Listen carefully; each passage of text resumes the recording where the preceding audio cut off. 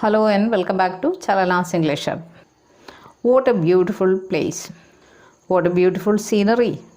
What a tragedy. How terrific. How beautiful. ഇങ്ങനെ പല സെൻറ്റൻസുകളും നമ്മൾ കേൾക്കാറുണ്ട്. തുടങ്ങുന്നത് വാട്ട് അല്ലെങ്കിൽ ഹൗ കൊണ്ടാണെങ്കിലും ഇവയൊന്നും ചോദ്യമല്ല.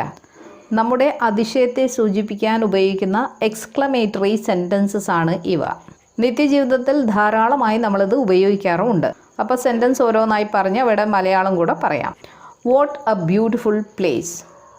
എന്തൊരു മനോഹരമായ സ്ഥലം. What A beautiful flower.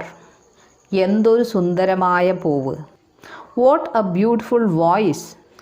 എന്തൊരു സുന്ദരമായ ശബ്ദം. What A tragedy.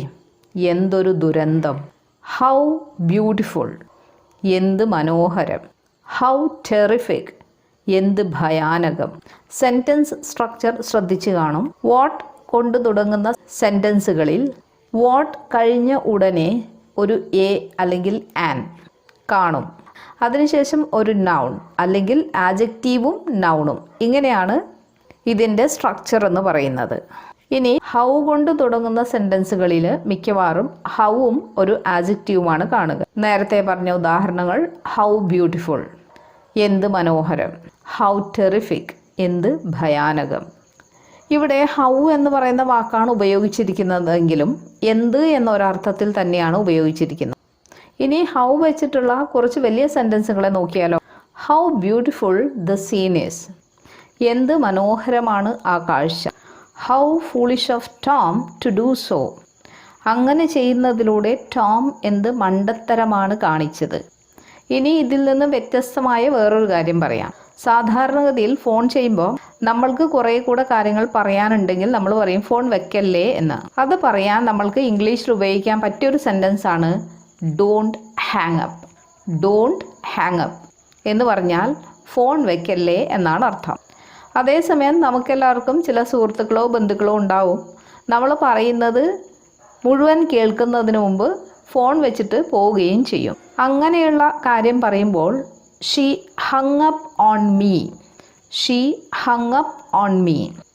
അവൾ ഫോൺ വെച്ചിട്ട് പോയി എന്നാണ് പറയുന്നത്. അപ്പോൾ ഇവിടെ ഓർമ്മിക്കേണ്ട ഒരു കാര്യം, ഹങ് എന്ന് പറഞ്ഞാൽ ഹാങ്ങിൻ്റെ പാസ്റ്റ് ടെൻസാണ്. ഹാങ് ഒരു ഇറഗുലർ വേർബാണ്. ഈ ഇറഗുലർ വേർബിന് രണ്ട് പാസ്റ്റ് ടെൻസും രണ്ട് പാസ്റ്റ് പാർട്ടിസിപ്പിളും ഉണ്ട്.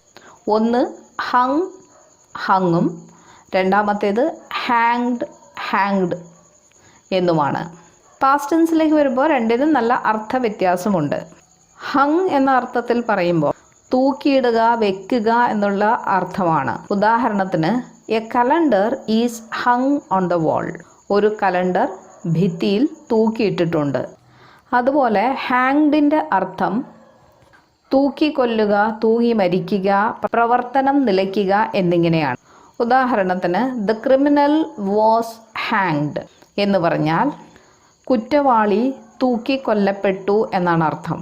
അതുപോലെ തന്നെ നമ്മൾ ഉപയോഗിക്കുന്ന ഒരു സെൻറ്റൻസ് ആണ് മൈ സിസ്റ്റം ഗോട്ട് ഹാങ്ഡ്. അതായത് എൻ്റെ കമ്പ്യൂട്ടർ അല്ലെങ്കിൽ എൻ്റെ സിസ്റ്റം പ്രവർത്തനരഹിതമായി എന്ന് പറയാനാണ് മൈ സിസ്റ്റം ഗോട്ട് ഹാങ്ഡ് എന്ന് പറയുന്നത്. മൈ ഫ്രണ്ട് ഹാങ്ഡ് ഹെർസെൽഫ് എന്ന് പറഞ്ഞാൽ എൻ്റെ സുഹൃത്ത് തൂങ്ങി മരിച്ചു എന്നാണ്. ഞാൻ തുടക്കകാലത്ത് ചെയ്ത വീഡിയോകളിൽ റെഗുലർ ഇറഗുലർ വേർബിനെ കുറിച്ച് വളരെ വിശദമായി തന്നെ ചെയ്തിട്ടുണ്ട്. ഇറഗുലർ വേർബിൻ്റെ സെക്കൻഡ് ആൻഡ് തേർഡ് ഫോം അറിയില്ല എങ്കിൽ നമുക്ക് കൃത്യമായ അർത്ഥം മനസ്സിലാക്കാൻ കഴിയില്ല. അതുകൊണ്ട് നിങ്ങളെല്ലാവരും ചെയ്യേണ്ടത് ഇറഗുലർ ഫോമിൻ്റെ ഒരു ലിസ്റ്റ് ഉണ്ടാക്കി പാസ്റ്റ് ടെൻസും പാസ്റ്റ് പാർട്ടിസിപ്പിളും എഴുതി പഠിക്കുക എന്നുള്ളതാണ്. വീഡിയോ ഇഷ്ടമായാൽ ലൈക്ക് ചെയ്യുക, ഷെയർ ചെയ്യുക, സബ്സ്ക്രൈബ് ചെയ്യുക. അതുപോലെ നിങ്ങൾക്ക് ഏതെങ്കിലും ഒരു പ്രത്യേക വിഷയത്തെക്കുറിച്ച് ഞാൻ വീഡിയോ ചെയ്യണം എന്ന ആഗ്രഹമുണ്ടെങ്കിൽ അത് കമൻറ്റ് ബോക്സിലിട്ടാൽ തീർച്ചയായും അതിനെക്കുറിച്ചുള്ളൊരു വീഡിയോ ഞാൻ ചെയ്യുന്നതായിരിക്കും. വീഡിയോ കാണുന്ന എല്ലാവരും 2 എക്സ്ക്ലമേറ്ററി സെൻറ്റൻസുകൾ ഉണ്ടാക്കി കമൻറ്റ് ബോക്സിലിടൂ. Thank you.